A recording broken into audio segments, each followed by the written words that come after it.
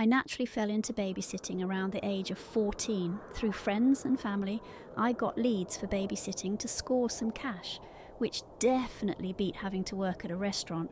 The job had its ups and downs, but overall it wasn't a bad gig at all. Yet, as many good experiences as I had, they were all eclipsed by one night. A new family in town talked to my dad at work, and it turned out that they needed a babysitter. I happily took the job and found myself watching their 10-year-old boy a couple of weeks later. There was nothing out of the ordinary about the family themselves. They were the model citizens of suburban America, complete with the white picket fence and blue shutters. Nothing about their house was strange or even unique. Their son Avery was very mild-mannered and polite. Even their car was basic. Not that these were bad things, but I expected it to be a very boring night. What I did not expect was the uncomfortable, inexplicable feeling that I got when I set foot in the house. A chill ran through me, but there was no draft. I rubbed my arms as I gazed at their staircase as we passed. They gave me a brief tour of the house before they left a note of instructions and all the usual information I expected from a job. While trying to figure out what was making me so uneasy about the place, I noticed something about their basement door when I passed it. A padlock was placed on the door along with a deadbolt in place. "Any questions?" the father asked as my mind was pulled out of my curiosity. "No, sir, everything looks great." So they left, and Avery and I played some games before I made dinner. A couple of times I thought I heard Avery call me into the den. Both times I found him sitting on the couch in what most recognize as the TV zombie state. He denied having called me, and I went back to making dinner. After the third time I told Avery it wasn't funny and that he should stop. "I'm not doing anything, I'm just watching TV." His voice went to that higher tone of pleading, sounding desperate for me to believe him. "Avery, I know it's my first time and sometimes you want to test things out, but I'm trying to get dinner ready, so if you call me again, I'm not checking on you, okay?" "I didn't say anything." The child glared at the TV with a pouting face, and I began to feel bad. As many times as I've heard lies, I was starting to sense that he was telling the truth. So what was I hearing? "Hey, it's fine, I'm not mad. Promise." Avery turned his head back towards me, seeming to test if I was the one fibbing now. "How about I let you stay up a little later if we forget about it? Do you really promise?"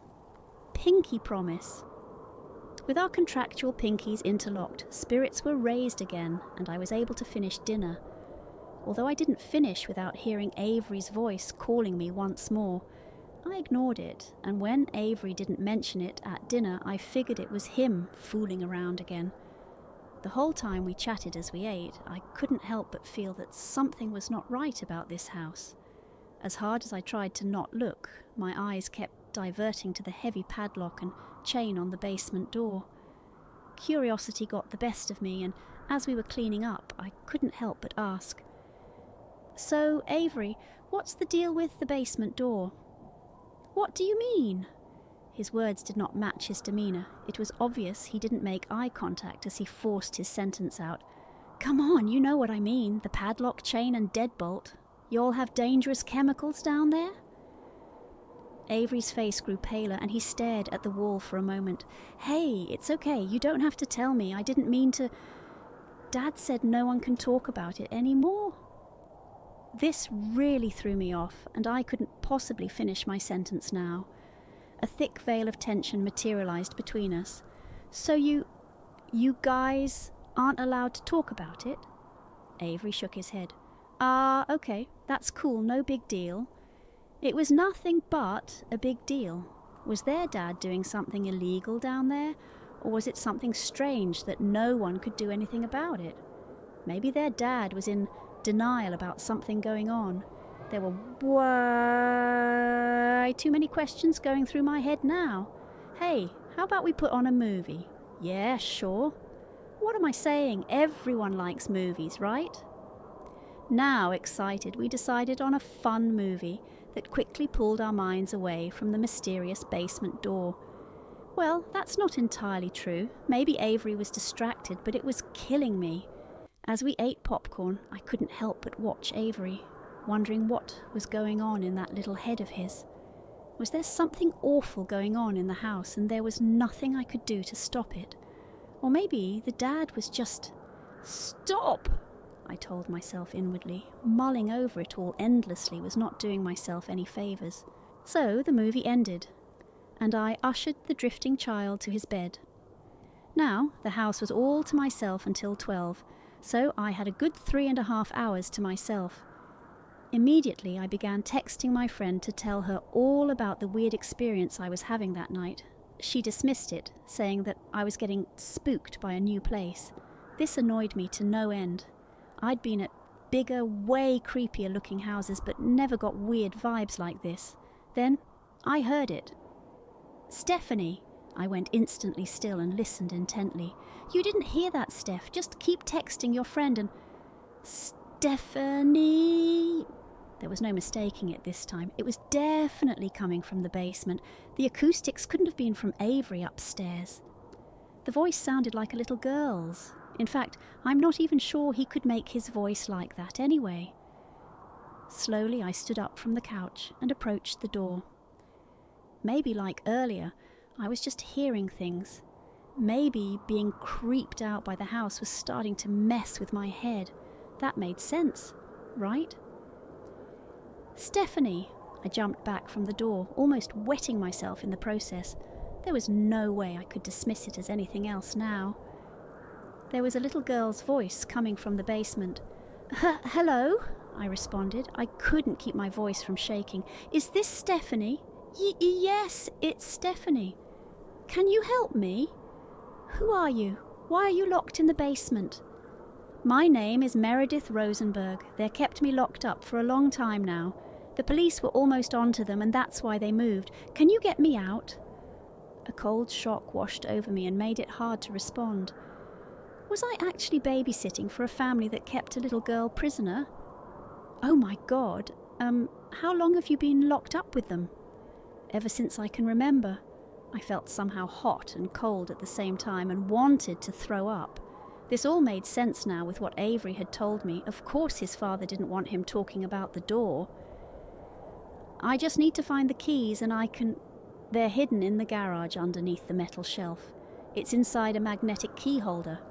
Okay, just hold tight. In a panic to free the poor girl, I darted into the garage and began feeling the space underneath the bottom shelf, and sure enough, there was a magnetic key holder there.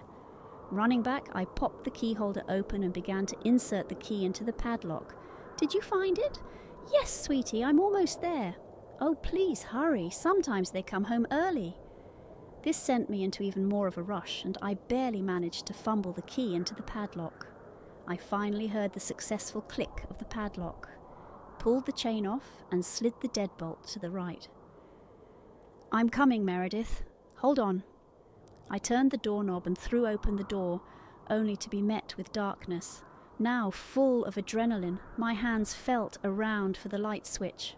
Finally finding my purchase, I flicked the light on, which lit up most of the stairs. Meredith! I called out.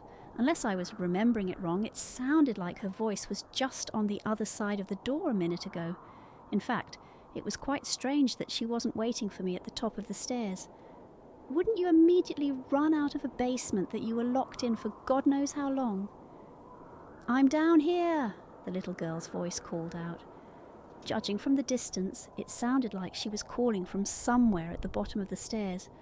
My brain suddenly began piecing all the details of this interaction together, and the idea of going down into the basement became absolutely terrifying. Meredith, you can come up now. The door's open. I couldn't hide the tremor in my voice. Why I was scared of a little girl was beyond me, but much like the house itself, something felt very wrong here. I hurt my leg, ow. When you said you were getting the key, I went back down to get some of my things and got hurt. Her sounds of pain filled me with sorrow, but an invisible force was holding me back from taking another step into that basement. Can you move? Maybe pull yourself up on the railing? I can't. It hurts too bad. Okay, sweetie, What's wrong? Won't you help me? It's just really dark down there and I don't want to get hurt too. Is there any way you can get to the stairs? Any way at all? I tried to sit up, but my shoulder hurts too much. I thought you said your leg got hurt. The words hung in the air like a noose. It was only after I said it that I realised there was several things seriously wrong about all of this. A question popped into my head I didn't even have time to think about until now. How did she know where the padlock key was? A deathly silence took up the space between me and wherever this girl was. It was a standoff, and I couldn't think of anything else to say. There were questions I could ask her to figure out what was happening, but I felt that her answers weren't going to be honest. Perhaps at this point, the truth was too frightful to know. Meredith? Are you still there? It was a stupid question, but it was the only thing my mind could conjure. The additional silence only unnerved me, so I decided to try and get a better look. Fishing my phone out of my pocket, I clicked on the flashlight. It didn't do me any good because of the awful range, so I did the one thing I'd already told myself not to do. I took a step forward. Maybe it was the angle of the stairs or the lighting, but that one step gave me more information than I ever wanted to know. I caught a better view of the bottom step, which was essentially a ledge into a black abyss. Something looked different on this step, but it took a second to register what it was. The step was wet, a pool of some unknown liquid overflowing into the darkness of the basement. I knew for sure that the father hadn't mentioned any flooding, so it would be way too random for that. So I stood there, watching in frozen curiosity as the puddle then suddenly rippled. And I realised the abominable truth. It wasn't water, it was a puddle of saliva. And something was drooling into it from the dark. A wretched chuckle emanated from the horrid void beyond the step, and it cemented me even further into place. It was a wet chortle, and positively evil. "How did you like my voices?" the thing said from the dark. "I've been practicing." The epiphany creeped down my spine. It was now talking in Avery's voice. Everything in my body screamed at me to run. I heard the screams, but I couldn't respond no matter how hard I tried. A pity, though. Almost got you. At this, the most gruesome face peeled back the shadows and revealed itself, along with its unearthly mandibles and small fountain of saliva. My faculties finally came to, and I threw myself into the house and kicked the door closed. In mere seconds I had the door bolted and chained. Leaning against the door, my chest heaved as I struggled to catch my breath. Just as I felt I was safe, the door shuddered as a terrible blow rocked it. I screamed and ran upstairs to grab Avery. I practically dragged the poor kid out the door and called the police. It wasn't until the operator came on that I realised I was about to report a monster in the house. Thinking quickly, I told them that I heard a burglar in the home. It wasn't long before the police and Avery's parents came home. Nothing was found, even in the basement, but I didn't even care at that point. I just wanted the hell out of that house and away from whatever that thing was. Avery's parents kept glancing at me funny the whole time, probably because they knew I had their basement key. I shoved it into their hands before I hugged Avery and got into my car to drive home. That poor kid has to live in that house with that thing, but there was nothing I could do about it. As long as I am alive, I will never ever set foot in that house again. And as for basements go, I can't go into them anymore. I just simply can't. "Have a good night, Roman," the receptionist said to me as I walked past her desk while she was getting ready to close up. I smiled and waved as I left the gym and entered the brisk night air. Checking the time as my stomach made a gurgling sound, I saw that it was 9:47 p.m. and every fast food place in my small town would be closed by now. I looked across the road and saw that the local grocery store was open until 10, so I started lightly jogging towards it, the cold breeze biting through my clothes and attacking my face and neck since I didn't dry off my hair properly after showering. A wave of warmth hit me in the face as I stepped into the store, causing my eyes to water slightly. "Attention shoppers, The store will be closing in 10 minutes, so please start making your way to the checkouts. Thank you, and have a good night. A woman's voice echoed over the intercom. I hurriedly grabbed a pre-made sandwich and headed towards the drinks aisle. With my head down, I walked, reading the label of my less than exciting dinner, and I decided I would grab another sandwich on my way out. When I looked up, I found myself staring into the aisle I had entered, only to see my ex-girlfriend Natalie standing there with her boyfriend Ari. Her eyes met mine, and I started to tear up again, but not because of the temperature of the air. She broke her gaze and continued talking to Ari, her expression never changing from the smile she had already been wearing before she saw me. I looked away and started making my way to the end of the aisle, walking past them, but not acknowledging them in the slightest. As I brushed past Ari, I realized how much bigger he was than me, at least 3 or 4 inches taller and probably a good 20 kilograms heavier. For reference, I'm 6'2", and weigh 92 kilograms lean, so I'm not small by any stretch, but this guy dwarfed me. As I grabbed a Red Bull, I wondered to myself why it had hit me that hard. It had been years since I dated her and years since she drifted out of my life.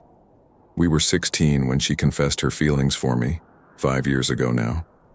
We had been good friends before that, and we were still good friends after I broke up with her, but I took her for granted. So when she started becoming a less consistent part of my life, I was too stubborn to tell her that I missed her. I was snapped out of my own internal dialogue suddenly as my phone started vibrating in my pocket, emitting a strange analog beeping sound that I hadn't heard it make before. I looked around to see Natalie and Ari looking confused while also staring at their phones. This is an emergency alert. Get to the nearest enclosed structure immediately. Close and lock all doors and windows, turn off all the lights, and do not make any noise that will be detectable from outside the structure. If you are in your house, close the blinds and fill as many containers with water as you can. If you are in a public structure such as a store or a recreational facility, then follow as many of those same steps as you can. If you are in a vehicle, shut off the engine and lock the doors. For all who are listening to this alert, do not look into the fog, and under no circumstances should you go outside. This alert will repeat once every 12 hours and any updates will be shared periodically. You should be prepared to stay indoors for at least a week. This is not a drill. Stand by for updates. All the phones in the store blared in unison. There was a moment of complete silence as the few late-night customers in the store looked over to the closing staff, who were just as dumbfounded as everyone else. Then the store broke out into a hurried panic as who I assume was the store supervisor made her way to the back of the store to shut off the lights, while the other 2 ladies who were at the checkouts began to lock the doors. I went to call Marcus, my mate who's in the Air Force, to ask what the hell is going on, but there was no signal at all. "Nah, fuck this, bro!" Ari shouted in anger as he grabbed Natalie by the wrist and started walking her over to the sliding glass door that was in the process of being locked. As the lights all dimmed out row by row, we were all left in pitch-black darkness, excluding the glowing sign of the service station across the street and the barely visible streetlights outside that were being drowned out by the thick fog that everyone had just noticed. Ari turned on his phone's flashlight and kept walking in the darkness until Natalie pulled away from him. "We can't go out there, Ari. There's something wrong with that fog," Natalie yelled at her partner. "Let me out right fucking now," Ari shouted at the poor lady who had just locked the place up. "I can't do that, sir," she replied softly, causing him to start banging on the glass, threatening to break it. "Ari, please, calm down, babe. Can't we just wait until we know what's going on?" Natalie begged as she grabbed Ari's forearm and attempted to stop him from shattering the only thing separating us from the strange mist outside. "Dude, come on, you don't know what's out there," I interrupted. "It could be a chemical attack or something. Just at least wait until we get an update, man." I tried to reason, but it was no use. "Fuck you, pussy. I'm not getting held against my will in a supermarket. Who the hell would chemical attack New Zealand, dumbass?" he responded to my reasoning. This is something I had already been thinking. It wouldn't explain why we had to turn the lights out, and it wouldn't explain why we had to remain quiet. But I was hoping that he wouldn't be able to think all that through. "Let me out," I said. "What the fuck don't you understand, bitch?" He shouted at the top of his lungs as he shoved Natalie off his arm and onto the hard epoxy floor, then resumed his banging on the glass, but much harder now. "You gotta let him out," I said to the grocery worker as I helped Natalie to her feet. The rest of the dozen customers who were in the store had crowded behind us, watching the whole thing go down. "He's gonna get us all killed if he breaks that glass," I argued. "Let him out." The worker reluctantly put in the code for the door's automatic opening system to activate, and the glass began to slide to the side. Ari looked back at Natalie in rage, seeing that she was not going to leave with him.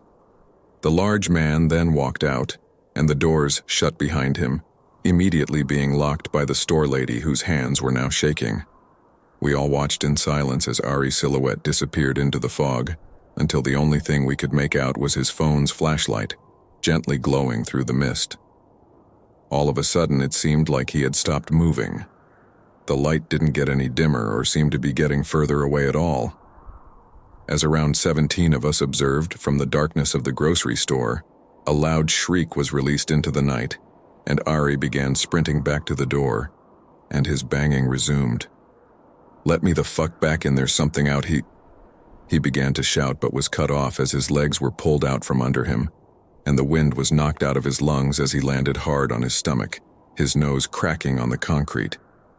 Natalie went to scream, but I covered her mouth, and we both watched as Ari was dragged back into the fog by a tall, lanky humanoid silhouette, still clutching onto his phone.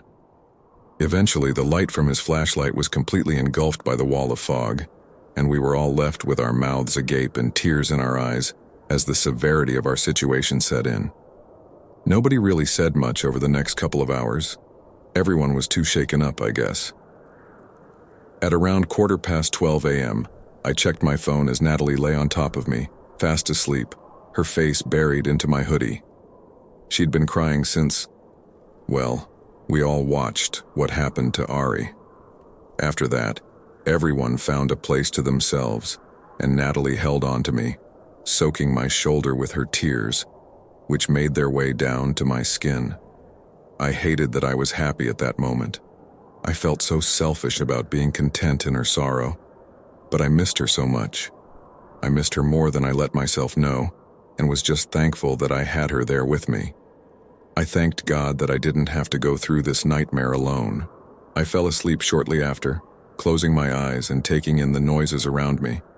The humming of the fridges, Natalie's soft breathing, gentle sobs from across the store, and I'm sure a couple of times I heard screams in the distance outside the apparent security of this store.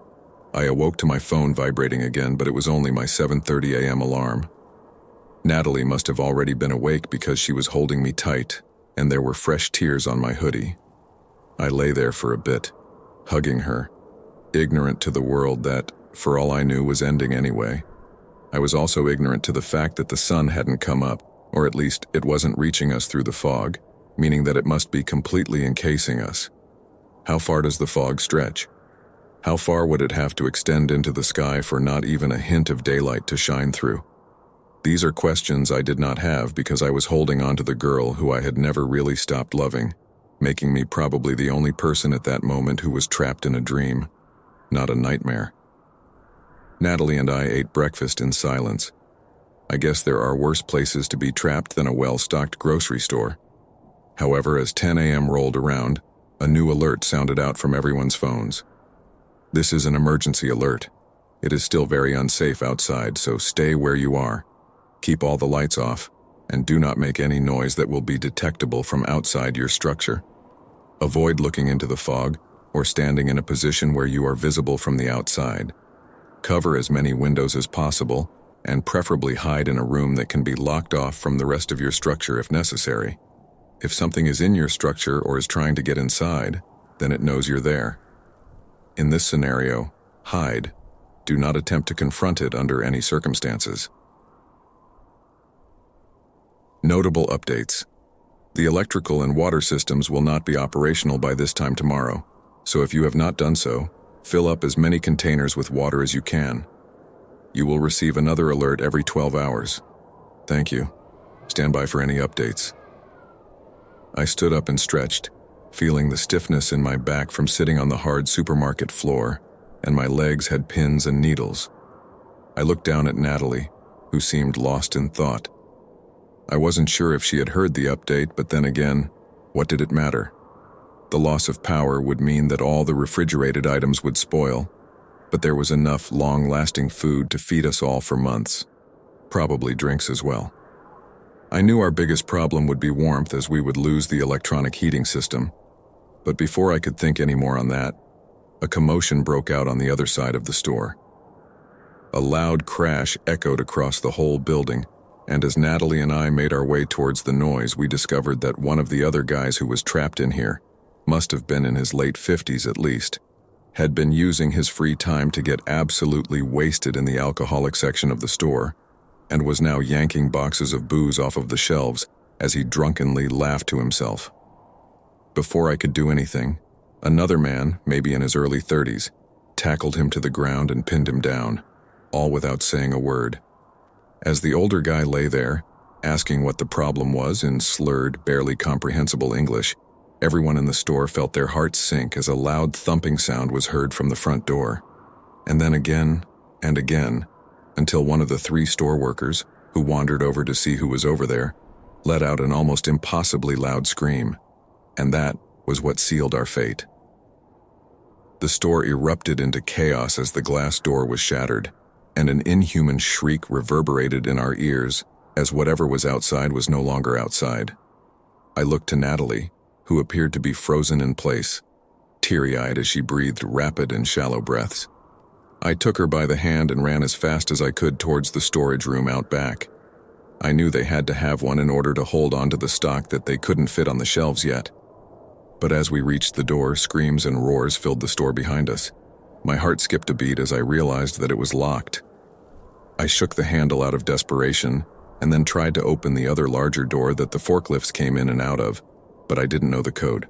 I embraced Natalie, and I guess I just prepared for it to end until I heard a psst and looked back over to the door to see that the store supervisor was holding it slightly ajar while gesturing for us to quickly come inside.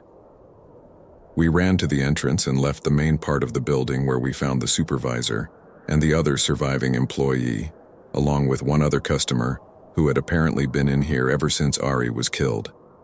The lights were on in the storage room because there were no windows, which took a while to adjust to after being in total darkness for the last 12 hours, but it was a nice change. Over the course of the day, we heard many thumps and bangs. Occasionally, something would get knocked over and glass would smash. Whatever was out there was looking everywhere for survivors, but we were safe in here. Natalie and I made a bed out of a few 20-kilo sacks of rice, which was honestly so much nicer than the floor. The other 3 people in there with us tried to ask us about ourselves, our lives, but I did most of the talking. Natalie was still grieving, and the others understood that, though I did see her smile a couple of times, which was nice. The other employee didn't say much. I assumed it was because of what happened to the female staff member after the door shattered, so I didn't really try to push him for conversation. Honestly, I wasn't really in a social mood myself, but it was just nice to have some sense of normalcy after the shit show that has been our lives over the last couple of days. On day 4, I remembered what the alert had said about the power shutting off. It turns out there's a backup generator that should power everything we need for another couple of days, with most of the lights in the store being off, so it really felt like we were home free. At 10 o'clock on the 4th night, I heard the emergency alert sound off from across the room as I lay next to Natalie, since both of our phones had died already. I tried to listen in on what it was saying, but I couldn't quite make it out from where I was, so I got up in the dark and made my way over to the soft glow of the supervisor's phone screen. By the time I could hear what was being said, I only just caught the end of it. Be prepared to stay inside indefinitely. You will receive another alert every 12 hours. Thank you. Stand by for any updates. My heart sank to my stomach hearing this, and as I looked over to the supervisor who shared my expression, I couldn't help but feel a sense of dread. Indefinitely? I mean, it would be easier for us having all of this stock to ourselves, but what about people trapped in their houses, their cars? How were they expected to survive this? As I pondered to myself, I turned around, suddenly startled by the sound of the male employee speaking for the first time since we'd been here. "Fuck this," was all he said as he entered the code for the large door, which made a loud mechanical whirring as it lifted up. I didn't even have time to process what had happened. I didn't have time to be angry at this man for killing us, and I didn't have time to sprint back to Natalie before I heard her being dragged away by one of those creatures, her hands squeaking across the floor as they tried and failed to grip onto it. The creature was pale, humanoid, but not human. If you've ever seen a hairless chimpanzee, it kind of looked like that, but its limbs were grotesque and distorted, too long for its body, and its face was more human. Its skin was a light gray color, pulled tightly over its strangely proportioned body.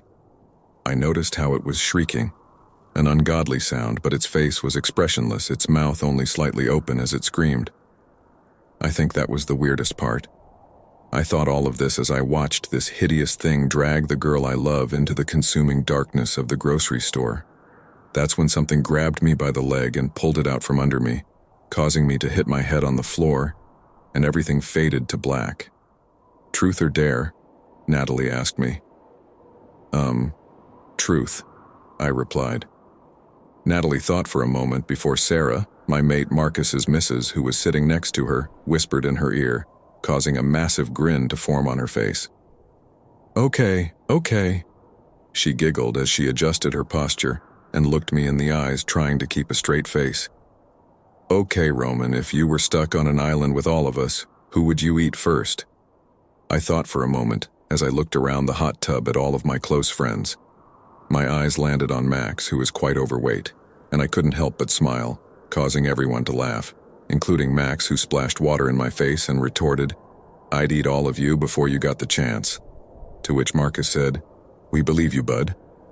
And everyone burst out into laughter again. Okay, Natalie, truth or dare? I asked. Truth, she replied without hesitation. I pretended to ponder my question for a moment.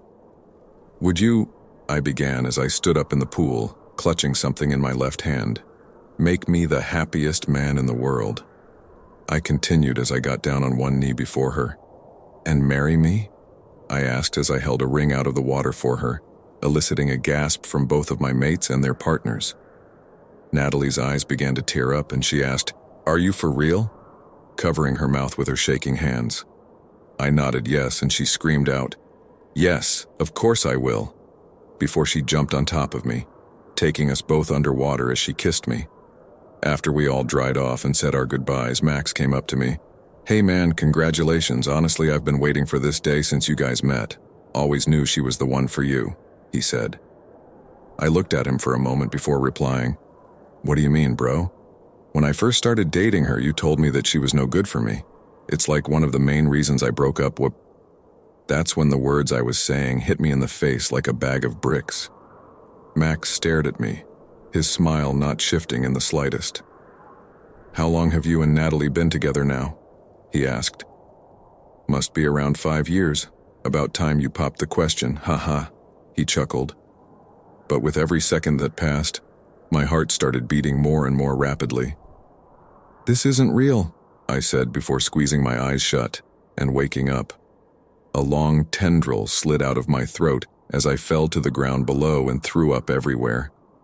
I looked up to see a giant glowing figure with a dozen other tendrils protruding from its shoulders.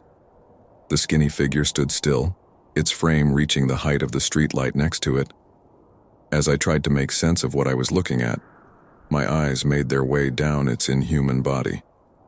At the end of each glowing blue tendril was a person, the tendrils entering through each of their mouths, seemingly absorbing something from their bodies as pulsating rings of light emanated from the person and up the tendril. I almost threw up for a second time until I saw Natalie among the dozen bodies attached to the creature. Without hesitation, I reached up to touch her hand, and as I did, I lost consciousness again. "Unzip the tent, babe. Let some light in," I said as I wiped the sleep from my eyes and cracked my stiff back, cursing myself for forgetting an air mattress on a trip we'd been planning for months. I watched and admired my beautiful fiancée as she got up half naked and unzipped our tent. "I hope you slept better than I did," I muttered as I lay back down in my sleeping bag. "Babe, you should have had the air mattress. I would have been happy to trade places," Natalie replied as she opened up her pack and started rummaging through it. Nah, I'm fine, honestly. I'm not letting my fiancé sleep on the ground, I retorted, my arm covering my eyes, immediately regretting that I got Natalie to let the sun in. You're such a man, she scoffed jokingly as she tossed me one of the pre-made sandwiches from her pack. I paused for a moment, a split second of déjà vu overtaking my body as I read the label. All of a sudden, I sat up straight in my sleeping bag. Natalie, this isn't real. None of this is real, I said to her in a panic, causing her to stare at me concerned. Are you feeling okay, Roman?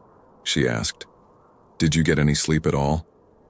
Natalie, the grocery store, the fog, the emergency alert, don't you remember? None of this is real. We aren't together. We aren't engaged. I spoke quickly, my voice trembling as I tried to get her to snap out of this false reality. I watched as Natalie's face went white and her eyes filled with tears. What's going on? What is the... She started to speak but was interrupted by a familiar shriek in the distance.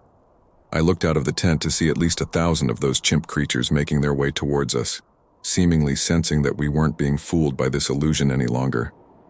Natalie, you have to wake up, I yelled, the creatures getting closer. Close your eyes and wake. I regained consciousness and caught Natalie as the tendril slid out of her throat, letting her fall. She threw up onto the ground as I held her, before staring back up at the massive glowing creature. That's when we looked around. In the distance, there were more glowing creatures, hundreds of them spread out over the town. We can see through the fog, Natalie stated, which I honestly hadn't even noticed until then. That's when we heard frantic screaming and looked to our left. One of those chimp creatures was dragging a man out of his car and over to the glowing figure. We watched as one of the tendrils violently shoved its way down the man's throat, and his screaming stopped. Then the other creature just walked off, paying us absolutely no mind. Natalie then looked back up at the bodies attached to the tendrils and gasped as she saw Ari. She went to reach for him, but I grabbed her hand.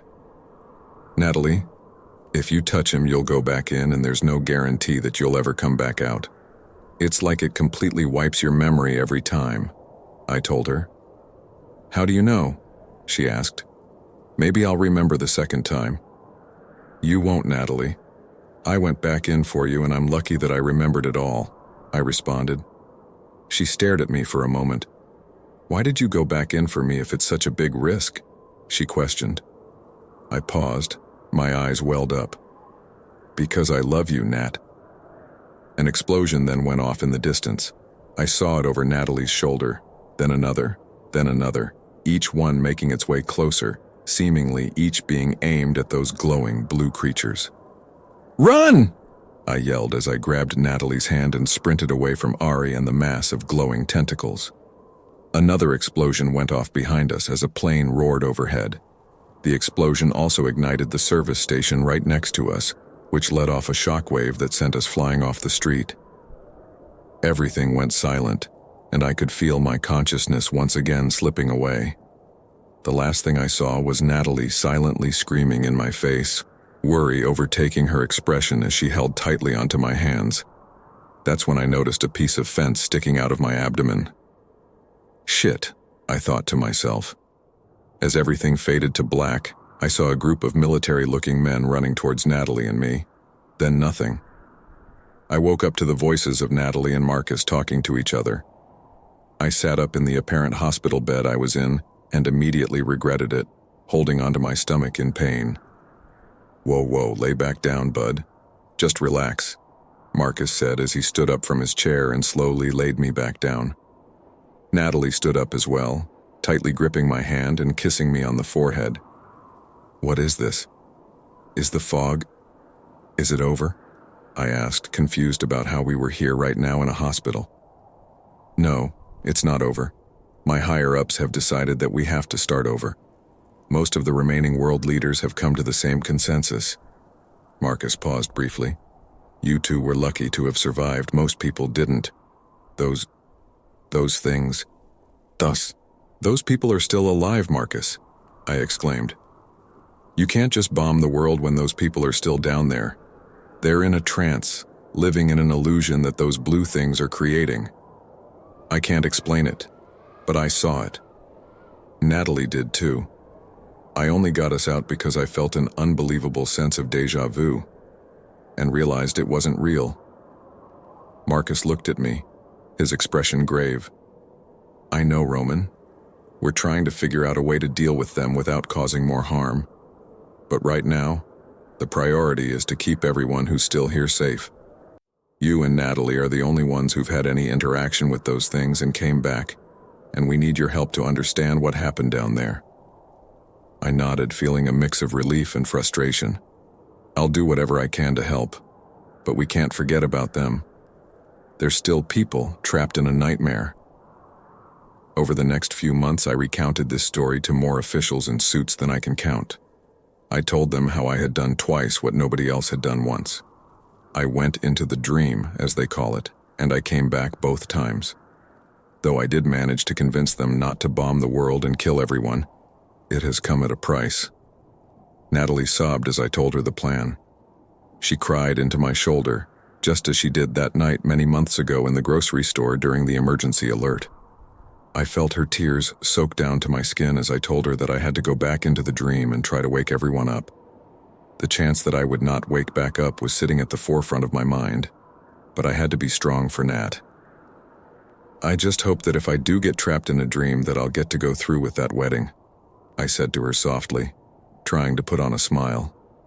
If you don't come back, I'm coming in after you, she replied, tears in her eyes.